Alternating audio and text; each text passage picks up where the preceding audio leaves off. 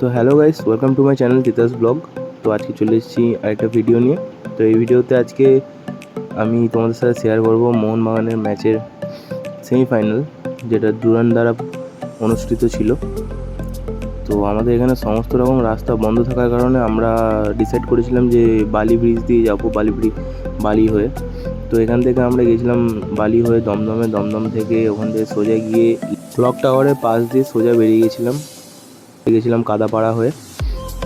তো এখানে অনেকজনই যাচ্ছিল, আমি ভাবলাম যে কেউ আসবে না আজকে, ওই ব্রিগেড ছিল নবান্ন। তো এরকম স্টেডিয়ামের কাছাকাছি পৌঁছে গেছিলাম। তো আমরা গাড়ি পার্কিং করে আমরা এই গেটের দিকে যাচ্ছি। তো অনেক ভিড়ই ছিল, আর এই যে টিকিট এখানে চেকিং হচ্ছিল, চেকিং হয়ে আমরা উপরে উঠে যাচ্ছিলাম। এই হচ্ছে ভিউটা, দেখো খালি, তখন বাজে ঠিক 4:30, এরকম ভিউ। এই সব প্লেয়াররা মাঠে নেমেছে। তো তারপরে আর্মিরা ছিল ওখানে, এই যে আমাদের ডিমি। তো এখানে খেলা স্টার্ট হয়ে গেছিলো।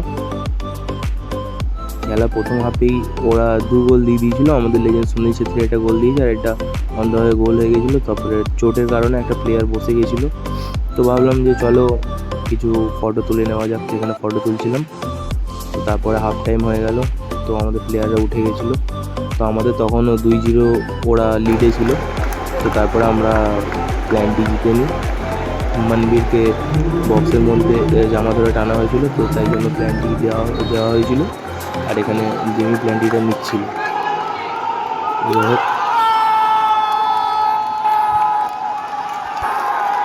তো তারপরে পুরো টান উত্তেজনা ছিল, মানে বোঝা যাচ্ছিল না যে কী হবে। আমি তো ভেবেছিলাম যে হেরেই যাব।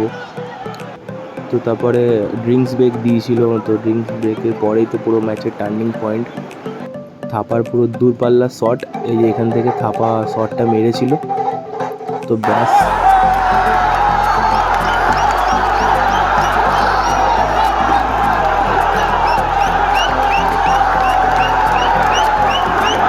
তো তারপরে টাইব্রেকারের সময় চলে এলো। তো টাইব্রেকার হচ্ছিল আমাদের কামিন্স মেরেছিল। তারপরে দুখানা সেফ দিয়ে আমাদের বাজপাখি বিশাল কাইত ম্যাচটাকে জিতিয়ে দিয়েছে। তো জিতিয়ে আমরা ফাইনালে পৌঁছেছি। আমরা এখানে এনজয় করছিলাম।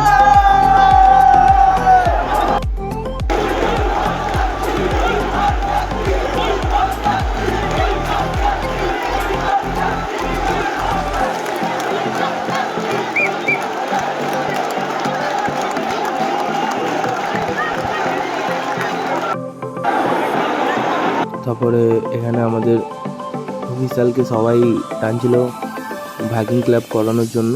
তো বিশাল আগে এগিয়ে এসছে, ওই যে মনবীর ঠেললো। তো বিশাল এলো, ভ্যাকিং ক্ল্যাপ হওয়ার জন্য সবাই রেডি।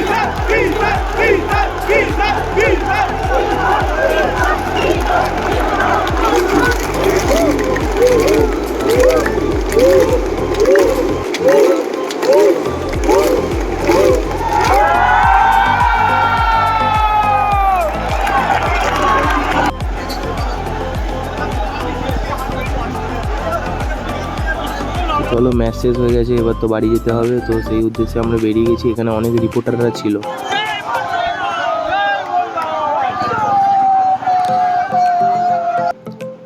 সব নিউজ 18 বাংলা থেকে সব রিপোর্টাররা এসেছিলো। তো অবশেষে আমাদের ব্রিজ খুলে দিয়েছে। তো তাই জন্য আমরা মা ফ্লাইওভার ধরে আইটিসি রয়্যাল বেঙ্গলের পাশ দিয়ে হয়ে আসছিলাম। এই আমাদের আরেকটা গ্রুপ, এই যে মোহনবাগান ফ্ল্যাগ হাতে ধরে যাচ্ছে। তো সেকেন্ড ব্রিজ খোলা ছিল, ভালোই ছিল। তো আমি আর আমার বন্ধু বললাম যে চল একটু ভিডিও বানিয়ে নিই। তো এখানেই যাচ্ছিলাম, রাস্তা মোটামুটি ফাঁকাই ছিল।